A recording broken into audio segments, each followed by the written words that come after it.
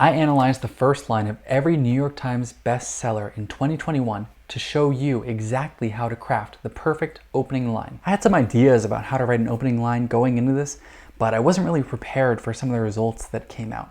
First, let's talk about how I actually did this data analysis. First, I went to the New York Times bestseller list, and then I looked through every single week to find every single book that was in the list for the year. And for each of these books, I found the genre, the first line. I classified the books into general categories, which we'll get into in a second. And I also looked into the primary question that was being asked by this opening, as well as secondary questions that the opening kind of brought up in my mind. And this led to some interesting results, especially concerning the relation between genre and the category of opening line. So first, let's look into these categories and see what kinds of opening lines we're seeing on the bestseller list. The first category is action danger. And the main thing I noticed about this one is that there was some sort of life-altering stakes or some morbidity. There was some violence or danger in the situation. So let's look at an example, which coincidentally happens to be my favorite example from the entire list. It comes from the book, It Ends With Us. As I sit here with one foot on either side of the ledge, looking down from 12 stories above the streets of Boston, I can't help but think about suicide. So why is this action danger opening working so well? First of all, we're starting with really high stakes. We're talking about a person's life potentially ending in maybe the next line. And this opening line also raises questions in her mind. The primary question being, will she jump? But also questions like, why does she want to jump? And this opening also performs double or triple duty. It tells us some information about the setting. We're on top of a building, we're in Boston. It also gives us information about this character. We know she's suicidal. And it automatically kind of creates this sympathy because as humans, we don't want to see other people suffering like this. Which brings us right to our next category of opening, the character opening. The character opening usually consists of some sort of interesting description, some sort of description that makes you intrigued about the character, or an opening that establishes character voice and makes you feel more connected with the character.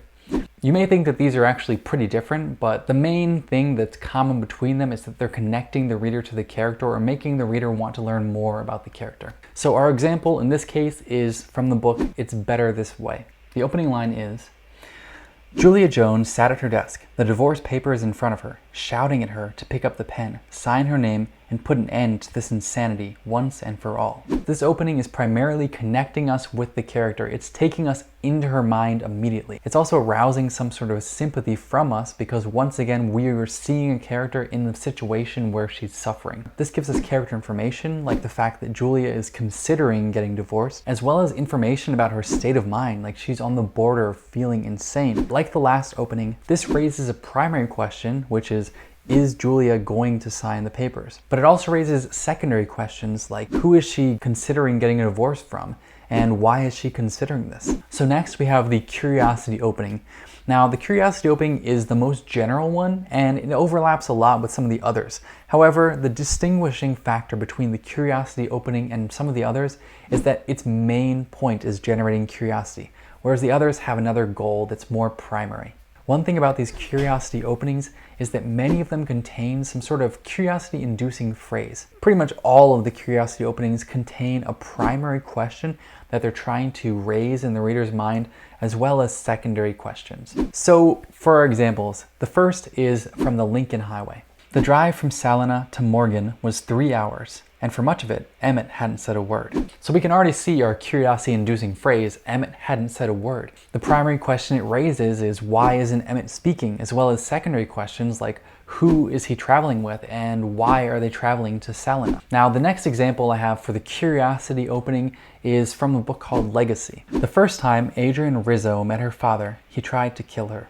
Once again, we have a curiosity-inducing phrase, he tried to kill her, as well as a primary question raised. Why did he try to kill her? There's also secondary questions raised like who is her father? When did she meet her father? And how come he didn't finish the job? One important note is that the curiosity-inducing phrase is not only unique to the curiosity category. For example, in It Ends With Us, the curiosity-inducing phrase is, I can't help but think about suicide. Next we have the dialogue opening. This is when the opening starts with some sort of line of dialogue. Pretty self-explanatory, right? There were two styles that I found with this opening. One is the short, punchy dialogue without any sort of dialogue tag or action beat.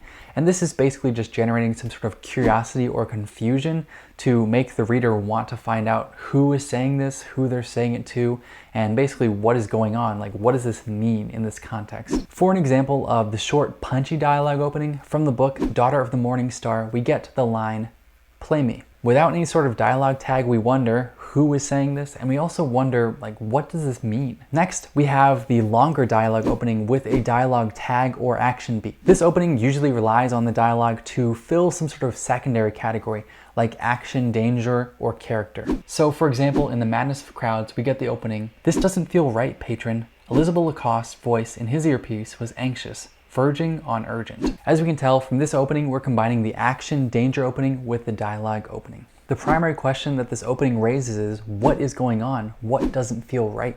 And it gives us this sort of police or spy feel, like why is Isabel speaking to him with an earpiece? Next, we have the setting opening. Many of these are purely setting without a description of the character. However, others are about the character interacting with the setting. And an observation that I noticed is that the setting openings generated the fewest number of questions, and they also didn't really create curiosity. Our next example contains a bunch of French, so if you understand French, sorry in advance to your ears, but I don't know how to pronounce this stuff at all. I'm gonna do my best. So this is from Complications. The Louis XVI Hotel on Rue Boissy des Angles, just off Rue de Faubourg Saint-Honore in Paris, had been closed off for reservations for 4 years. Bad, right? So what's cool about this opening? Well, first, it clearly conveys a French, like Parisian atmosphere, and it also raises a primary question. What's taking so long to reopen this hotel? Our last opening is probably one that you've been waiting for this whole time. It's the statement. It's the opening where a statement is made that stops the reader in their tracks and makes them wonder what is going on. This opening is similar to the curiosity opening, but the emotion that's conjured in the reader is a little bit different. It's a little more confusion than curiosity. And similar to curiosity, where we had our curiosity-inducing phrase, these often take the form of a 1-2 punch. The first line is something sort of normal and banal, and the second line is something that really confuses the reader and makes them rethink what's going on. I couldn't really choose a favorite in this category, so let's look at 2 examples from the statement opening. The first is from Wish You Were Here. When I was 6 years old, I painted a corner of the sky. The interesting part about this one is that the first line really starts off maybe even more traditional than normal. Like, when I was 6 years old, that sounds like something that you would say to somebody else in a story you're telling, or something that you would expect in some sort of like old-timey story, like when Jeff was 6 years old, like that sort of thing. Anyway, the second half really stops you in your tracks and confuses you. You think, like, what does it mean to paint a corner of the sky? So now our second example comes from a book called Leviathan Falls. First, there was a man named Winston Duarte, and then there wasn't. This example starts off really normal until we get to the second half of the 1-2 punch. And then there wasn't. It immediately makes you wonder, like, what happened to him? Where did he go? Is he even in existence anymore? Like, what is going on? In comparison to our first example, this leans a little more toward curiosity than confusion. And the next thing I learned from looking at all these bestsellers is that you should smash the like button if you're enjoying this video, so YouTube will show this to more writers like you.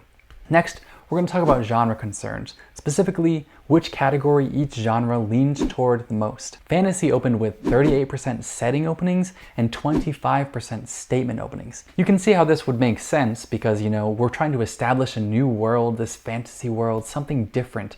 So immediately talking about setting might make sense to do. And the statement opening makes sense because as a fantasy writer, you might want to throw the reader off a little bit and make them feel like this world is different. Now, historical fiction opened with 55% curiosity and 18% dialogue. I'm not entirely sure about why this is, but one thing that stood out to me is that historical fiction often came with some sort of secondary genre. So in this list of 11 historical fiction novels, only 3 of them were actually pure historical fiction. The remaining 8 could have been classified as another genre. 3 were romance, 3 were mystery, and 2 were sci-fi fantasy. Mystery opened overwhelmingly with 4 categories. 15% was character, 15% was dialogue, 18% was setting, and 35% was curiosity. It makes sense that curiosity would be the most frequently used opening in mystery.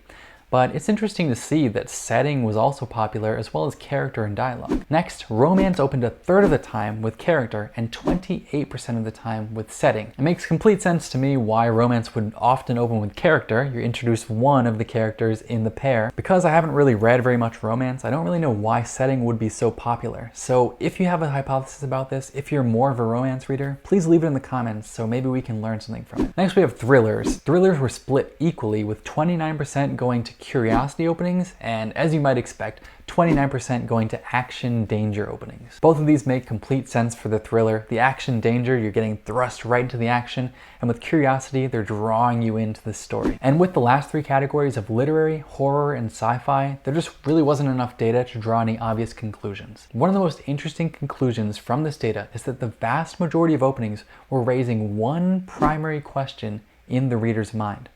I hope you heard that. 97 out of 103 of these openings focused on raising one primary question that really stood out. And the vast majority of these openings also included at least one secondary question. Only 6 of these openings did not raise one primary question, and most of these were setting openings. So make sure your opening line is raising one central, compelling question to hook in the reader. This next note might seem a little strange after I just talked about openings for so long, but basically, don't obsess over your opening line too much. There were plenty of opening lines in this list that were exceptional, that hooked me in and that made me want to read the rest of the story.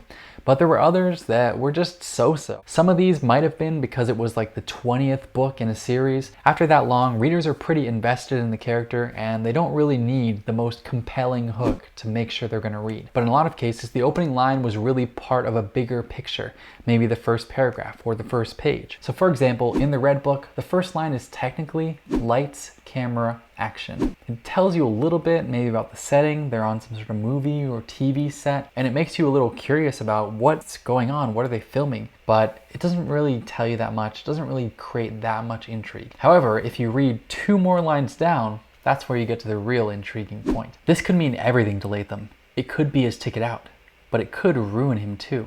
It could land him in prison. So as you can see, the opening line was really part of the bigger picture. It was part of this opening 3 lines, where the last one is the one that really draws you in, the one that makes you ask the question, why would shooting some sort of TV show or movie land him in prison? And lastly, I want to leave you with one fundamental rule about the opening line. You've probably heard this before, it may be a little trite, but it's still important and it bears repeating. The opening line should make the reader want to read the next. It should draw them into the story. And if you really want to get your readers chomping at the bit, you need to write a riveting hook. You can find out how to do so by clicking here.